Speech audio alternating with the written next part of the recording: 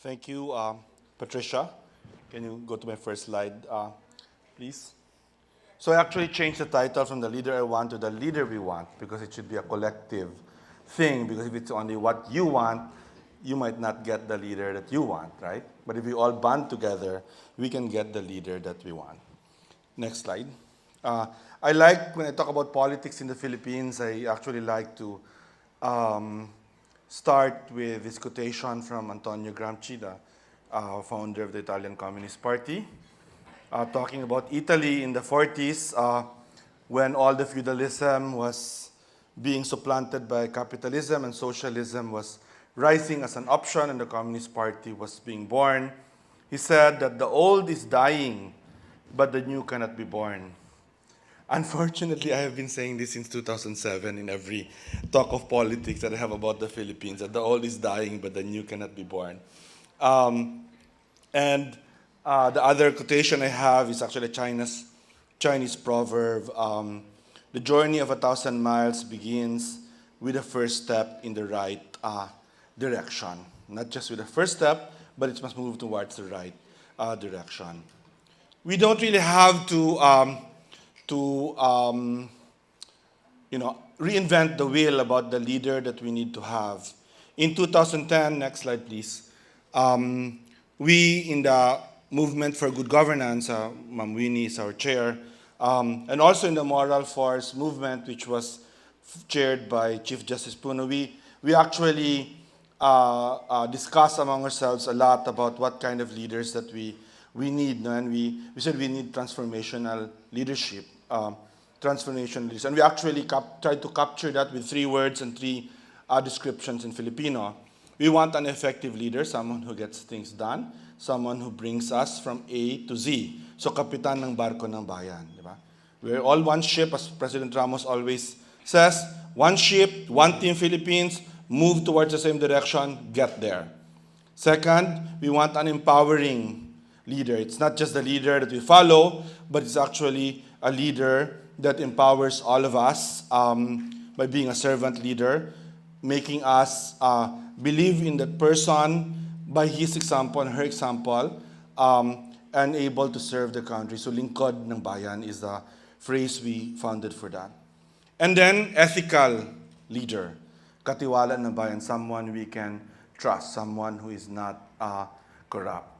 So I thought that starting from here, I'd like to try to capture for 2016, try to do this in one word. I mean, what kind of leader do we want and do we want to vote for 2016? Next. I think we want a leader for the future. That's Mang Tasyon. I mean, of the Pilosopong Tasyo of Jose Rizal's Noli Me Tangere.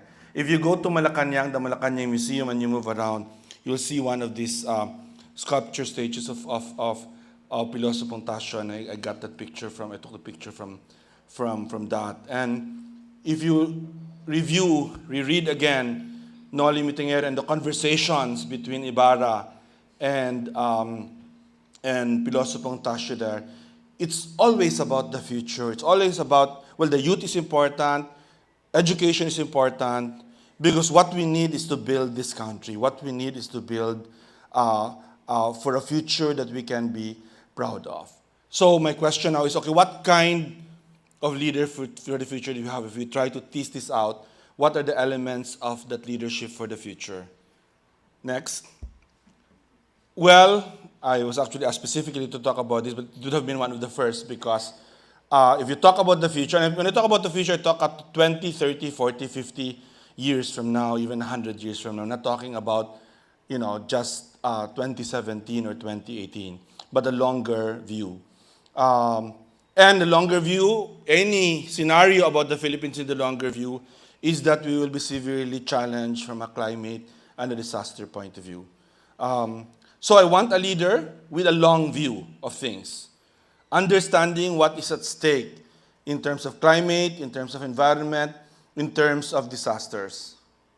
Because climate change is such a technical matter, a leader with some level of competence, understanding technical issues, understanding political issues at the global level. I mean, right now we are negotiating, and I'm actually in the Philippine delegation doing that, negotiating a global agreement, a new global agreement on climate change, which we are supposed to adopt in Paris in 2016. There's an opportunity there for the Philippines, including the Philippine President, President Aquino, to rise up in leadership, being a very climate vulnerable country. And so I want a president in 2016 who understands that, who understands the global dynamics, and is able to lead other countries to solve the problem. Because, next slide please, just to show that, and I'll go back to the previous slide. Because, climate change is not just a local problem. The first slide, the picture on the left is actually a picture of the only remaining house in an area in Cagayan de Oro when Typhoon Sendong hit us in 2009. I'm from Cagayan de Oro. Hit us in 2009. It tells us that the future of the country is our houses must be 3 or 4 or 5 stories high. No? And then there's a picture of a global climate change is a global issue and not just a local or national issue. Can you go back to the previous slide first? A leader that will be able to reorient the economy for climate resilience and for low emissions.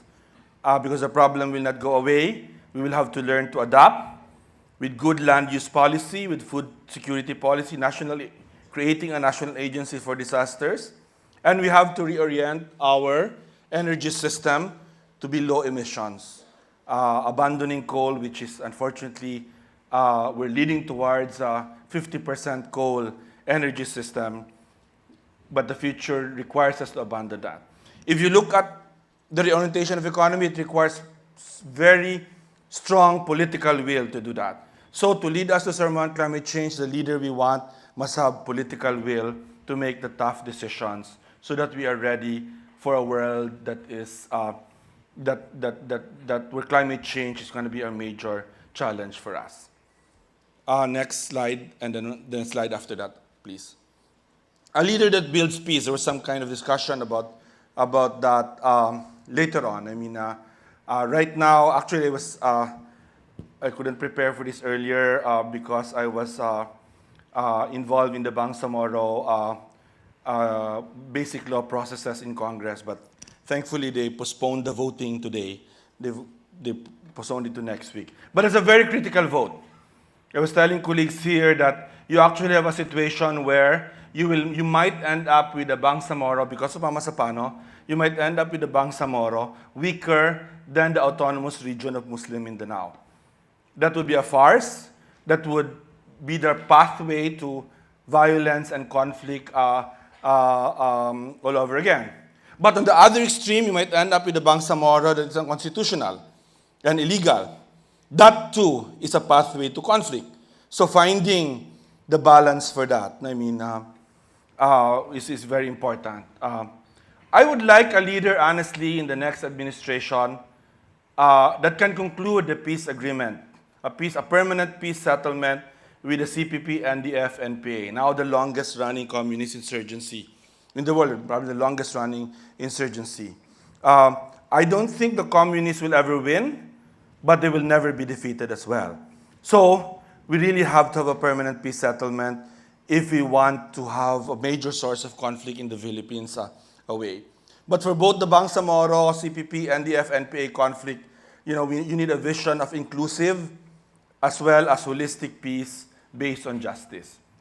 And therefore, significant social reforms must be needed. So again, political will. A leader that has a vision for peace and justice, and a leader that has a political will to get this to happen. A risk taker, because if you don't take risks, you will not be able to solve the conflicts that we have to address. But in taking risks also, learning to build consensus across. Because you have to bring the whole country. The idea of kapitan ng barko ng bayan, di ba? Walang iwanan. Kung si Tony, Maloto pa sa Gawad Kalinga, no? Walang iwanan.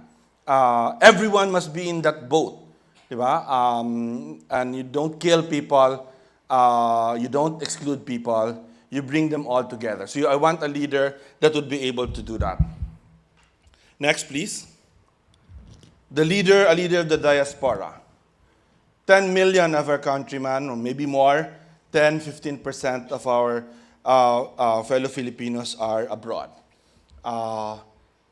We know, we have the picture, of course, there of Mary Jane Veloso, so we're very familiar with that. The OFW challenge, again, has been staring at us in this last month. Thankfully, we didn't get very depressed after, because she was given a reprieve, although we had a lot of infighting when she came back about who saved her and not save her. And I mean, which I tried to avoid doing that, because I think it was a collective effort. But I would like a leader that would have an economic vision, so no one is forced by economic circumstances to leave the country. Okay? But I also want a leader with a vision of migration, because migration is a global phenomenon. I have been an OFW 2 or 3 times already in the last 30 years. No, I was actually a caregiver in Italy, just as an adventure when I was as old as many of you, and also as an international lawyer. And I mean, so I'd like Filipinos to be able to do that. It's a great experience to be a global worker, paid well, of course, and influential in your field. So I would like a leader that have a vision of migration that's strategic, right? Where we put people, we train people for these fields, for these sectors, for these countries, because there's a market for them. And also systematic support for them, because they do send a lot of money back home, and we owe that, including legal support for cases like this that happens. And because, this migration is something very personal, I think we want a leader that has a lot of compassion, that actually has a lot of empathy for those who leave the country and make sacrifices for their family and for the country. Next. I'd like a leader that's a builder of institutions. I don't know if this can happen in the next 6 years, but I hope that, we could plant the seeds. I would like a leader that can really lead a political party and not just build a coalition based on individuals. Every president, he abandons the party or doesn't take his party seriously, actually, and just tries to get the vote from everyone that he has. I mean, I'd like to have a president that actually says, I have a political party that's based on ideology, that's based on principles, that's based on a vision, and I will submit to the discipline of that political party. I'd like actually a federal system of government in the Philippines, being from Mindanao. The Bangsamoro is a step, if it's done right, the right balance of being constitutional at the same time practical is done, and real autonomy and real fiscal autonomy, including it's given. But it's not the solution. I think you have to have eventually a federal system of government. I think Mayor Duterte, I was going to say President Duterte. And if I were a single issue person, I know we're not supposed to campaign, so I will not campaign. But if I were a single issue person, Duterte probably represents the strongest position now of a federal system of government. That's the only issue he's dealing with. But I don't know if that will be catch fire elsewhere except Mindanao and maybe a few places in the Visayas. A parliamentary system of government, I think, is really needed for the country to be able to have a real political party system. And I'd like to see that. Civil service, of course, we have all been saying that since the Marcos years, and so I hope we're really able to do a professional civil service that's beyond politics. Educational institutions, both public and private, because I think that's actually the solution to poverty, the best solution, the best pathway out of poverty for most people. Being a lawyer, of course, judiciary is very important for me. And the next election is very critical because you actually have, first you have the corruption cases, the PDAF cases, and whatever cases that are now there, that will basically come to the Supreme Court in the next 6 years. The new president will appoint 9 Supreme Court justices. So you can imagine. But a country that does not deliver justice to its people, and particularly the poor, I think democracy is doomed in that country because people will not care about democracy if they don't get justice. Next. And it's the final, actually. I'd like a leader that inspires young people. And of course, all of us, kasama na rin kaming not very young.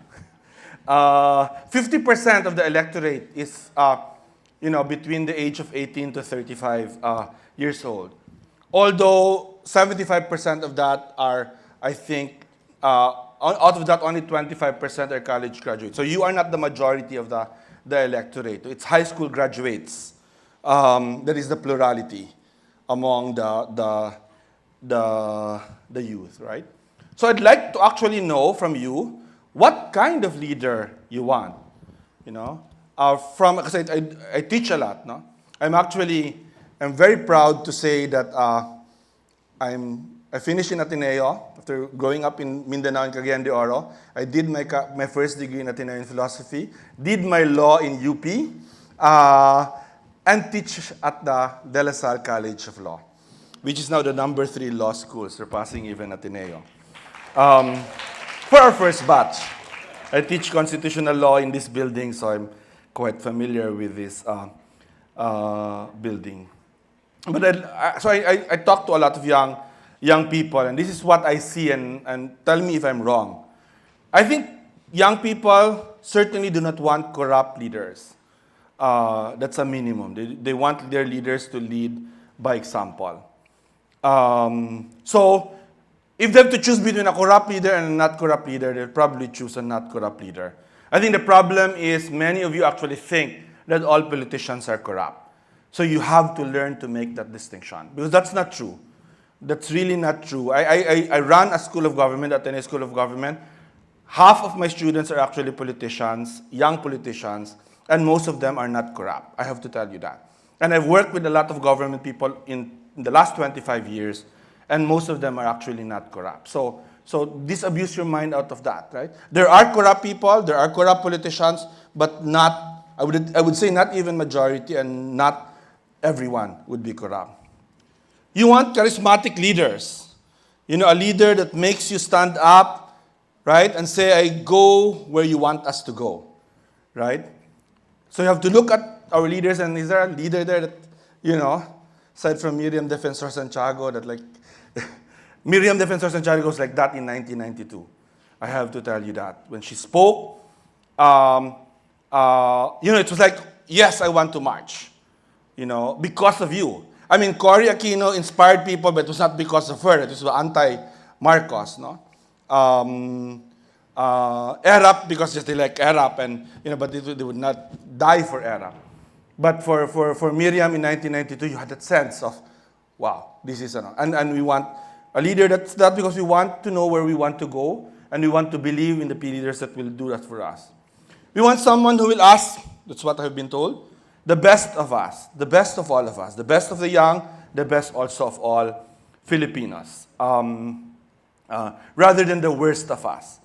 I actually have lots of barangay counselors and barangay leaders that are my students, and they tell me the thing that they hate most is when they have to line up the way Ron Mendoza pointed out earlier. They still line up because that's part of the culture of leadership, di ba? To get their share, to get campaign expenses, and then to get their, I think the translation of balato is parang, di ba, their consolation prize, di ba? Out of the victory. And they said, I would really like a leader that will enable me will actually demand me to sacrifice, and that it's worth to sacrifice. Finally, someone who articulates a shared national purpose. I mean, I haven't seen a leader like that for quite a while already. I mean, that sees everyone as one team, di ba? And tries to bring everyone along. My last point there is everyone a leader. The thing is, the leader that we want is not sufficient to solve our problems. It's not sufficient to deal with all our challenges, including the challenges I deal with. That's, with 100 million people in this country, with a very diverse geography, with all the economic and social justice issues we have to deal with, one leader is not enough. I mean, so we have to try to shoot for everyone a leader. As many of us that can be leaders where we are, with others, with the leader that we want. So, to end, I'm quite hopeful actually that we will find that leader in 2016. But I can't tell you who I would like that leader to be. Thank you.